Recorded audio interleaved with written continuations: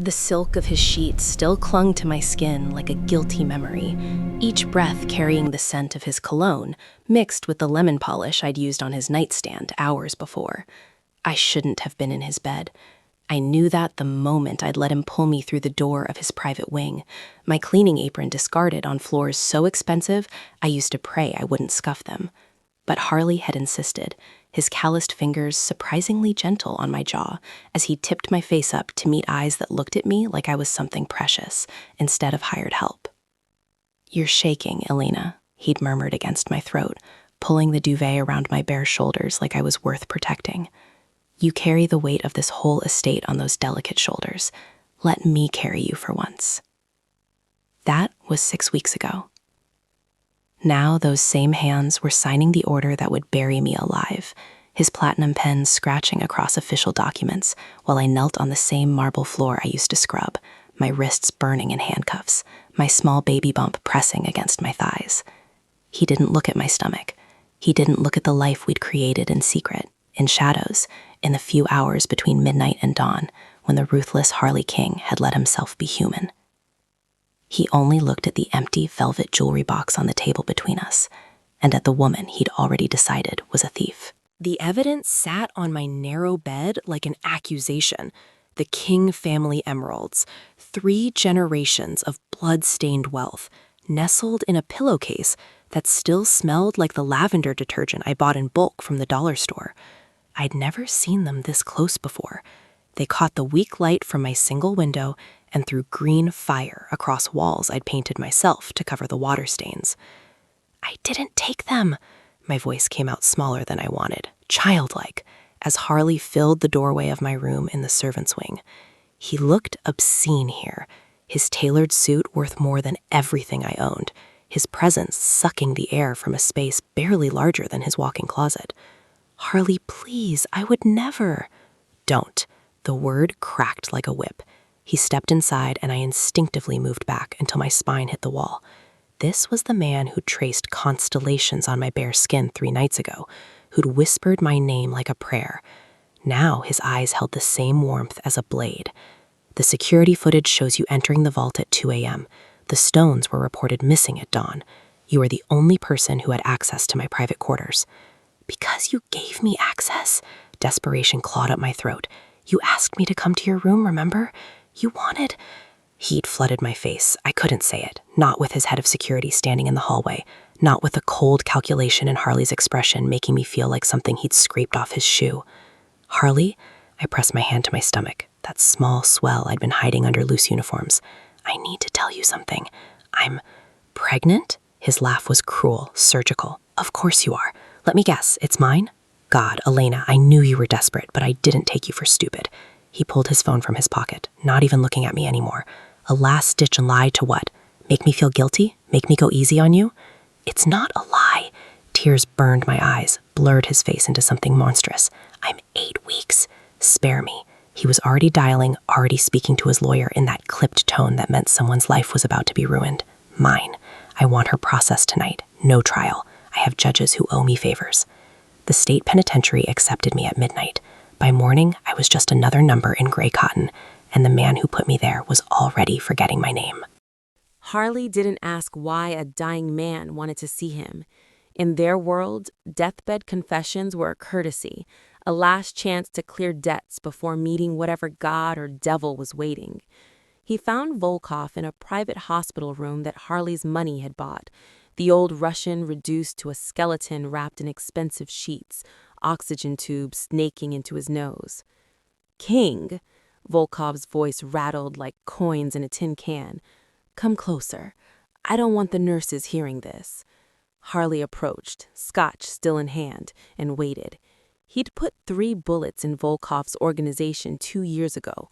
Whatever the man had to say, it wouldn't change anything. "The emeralds," Volkov whispered, his lips cracking into something that might have been a smile. "The King family vault. That was me. My men planted them in your maid's room, switched the security footage timestamp. You were getting too comfortable, too distracted. We needed you angry, needed you focused on the wrong enemy while we moved on your shipping routes. The glass slipped from Harley's fingers, exploded against imported marble. "What?" "The girl," Volkov coughed, the sound wet and final. "Elena something. She never took anything. We set her up to hurt you, and you did the rest yourself." His eyes glinted with malice, even as death crawled up his throat. "The look on your face right now? Worth dying for." Harley's hands found Volkov's throat before his brain caught up, squeezing until alarm screamed and nurses rushed in. They pulled him off, but it didn't matter. Volkov was already gone, taking his laughter to the grave. Elena, innocent, pregnant. The room tilted. Harley braced himself against the wall, his perfectly tailored suit suddenly suffocating. He'd sent her to a state penitentiary, had used his influence to bury her without a trial, had called her baby a lie while his own child grew in her belly. The memory of her face, tear-strained and desperate, trying to tell him something he'd refused to hear, rose up like a ghost and wrapped cold fingers around his lungs. He'd sent an innocent woman to hell, and if she'd been pregnant, God, if she'd been pregnant, he'd sent his own child there too. The prison gates opened at dawn, spilling me into a world that had kept spinning without me. I stood on the cracked sidewalk with a plastic bag containing everything I owned. 3 sets of clothes, a stuffed rabbit Tasha had made from torn sheets, and Leo's hand clutched in mine like a lifeline. He was 3 years old and had never seen the sky without razor wire cutting it into pieces. "Mama, it's so big," he whispered, his gray eyes, Harley's eyes, wide with wonder and fear as cars rushed past on the highway. His other hand reached up to touch my face, tiny fingers tracing the scar that ran from my cheekbone to my jaw, a gift from a woman who decided I'd looked at her wrong in the lunch line. "Does it hurt?" "Not anymore, baby." I kissed his palm, tasted the cheap soap from the prison nursery. Nothing hurts anymore. The bus took us 6 hours north to a city where no one knew the name Elena Vance, where the King Empire's shadow didn't quite reach. I became Claire Morrison, paid a landlord in cash for a basement apartment that smelled like mildew and broken promises. The ceiling leaked when it rained. The radiator clanked like it was dying. But it had a lock on the door that only I controlled, and that made it a palace. I found work washing dishes at an all-night diner, the kind of place where the coffee tasted like regret and the owner didn't ask questions about gaps in employment. Leo stayed with a neighbor, an elderly woman named Mrs. Chen, who taught him Mandarin curse words and fed him dumplings that made him smile. On good days, I could almost convince myself we were without extradition treaties, had tracked down enemies who changed their faces and their names. Finding one woman with a prison record should have been simple. It took him 4 months. Elena Vance had disappeared, but Claire Morrison had left a trail thin as spider silk. A social security number applied for in Cleveland, a reference check from a diner in a neighborhood where his people didn't usually operate. His investigators had presented him with an address in a part of the city where luxury cars got stripped for parts, where his world of marble and power seemed like a distant fairy tale. He'd expected to find her broken, expected hollow eyes and bitter edges, expected to have to buy back her forgiveness with the money that had buried her in the first place. He'd rehearsed apologies that felt like swallowing glass, had a check already written with enough zeros to rebuild a life. Instead, he found himself parked across from a dying park on a Saturday morning, watching the entrance to a basement apartment with bars on the windows. When she emerged, his breath caught. She wore a waitress uniform, her hair pulled back in a practical ponytail, and a scar carved down her cheek, like someone had tried to erase her beauty and failed. She looked harder, leaner, like prison had burned away everything soft and left only steel. But she was smiling. Then Harley saw why. A small boy exploded from the apartment behind her, all kinetic energy and laughter, his dark hair catching the morning light. He couldn't have been more than 3, wearing mismatched sneakers and clutching a stuffed rabbit that had seen better days. "Mama, wait!" The child's voice carried across the street, high and bright. "You forgot my jacket!" Elena turned, and the expression on her face, pure, uncomplicated love, hit Harley like a bullet to the chest.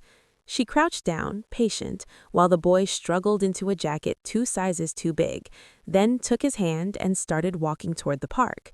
Harley followed at a distance, his expensive shoes silent on cracked sidewalk. He watched her push the boy on a rusty swing set, watched them share a breakfast that looked like it came from a convenience store, watched her wipe jelly from his face with a tenderness that made something in Harley's chest crack and bleed. Then the boy turned around. The world stopped. Time fractured into before and after, into the man Harley had been and the man who would never sleep again.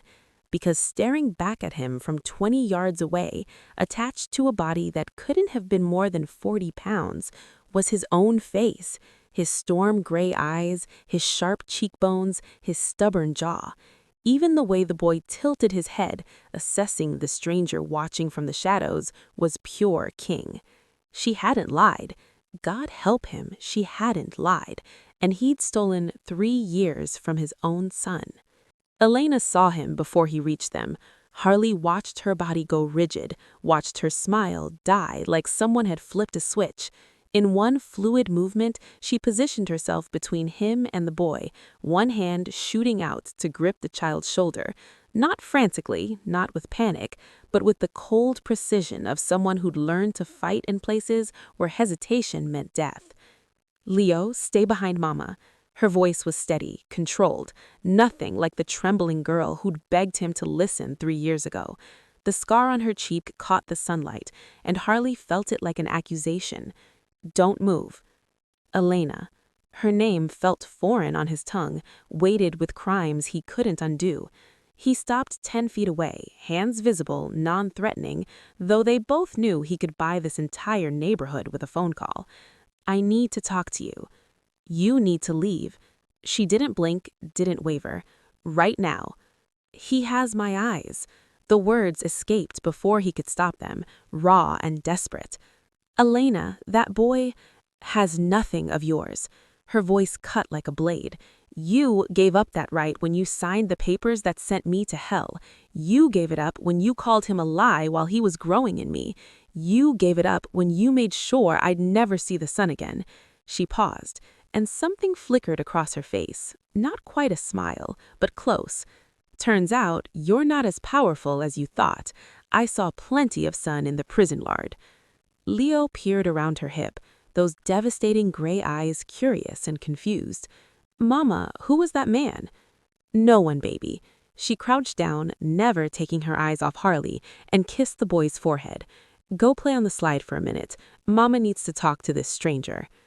Stranger. The word landed like a fist to the gut. Harley watched his son, run toward the rusted playground equipment, completely unaware that his father was standing 20 feet away, bleeding from wounds that didn't show. "I was wrong." The admission tasted like poison. Volkov confessed before he died. The emeralds, the setup, all of it. "Elena, you were innocent, and I sent you to prison anyway." She stood, arms crossed, and Harley realized with a start that he wasn't looking down at her anymore. She'd grown somehow, or maybe he'd shrunk. Didn't investigate, didn't ask questions, just threw you away like garbage because your pride couldn't handle the possibility that a maid might have touched your precious things. "I'm sorry." Sorry doesn't give me back 3 years. Sorry doesn't erase the nights I gave birth in a prison medical wing with a nurse who didn't care if I lived or died. Sorry doesn't... Her voice cracked just for a moment before that iron control slammed back into place. "You don't get to be his father, Harley. You have money, you have power, but I have him, and that's the one thing you can't buy." The keys arrived in a velvet box 3 days later, delivered by a man in a suit that cost more than Elena's yearly rent. A house in the suburbs, he explained, 4 bedrooms and a yard where Leo could play safely. The deed was already in her name. Mr. King had also established a trust fund for the boy's education, health care, everything he might need. Elena dropped the keys in the trash. The next offering was a job, executive assistant at one of Harley's legitimate businesses, 6 figures, benefits that would make her cry if she let herself think about them too long. She tore up the contract and mailed the pieces back to his office in a manila envelope with no return address. He appeared at the diner on a Thursday night, sliding into a booth in her section like he belonged there, his Rolex catching the fluorescent lights. The other waitresses whispered and stared.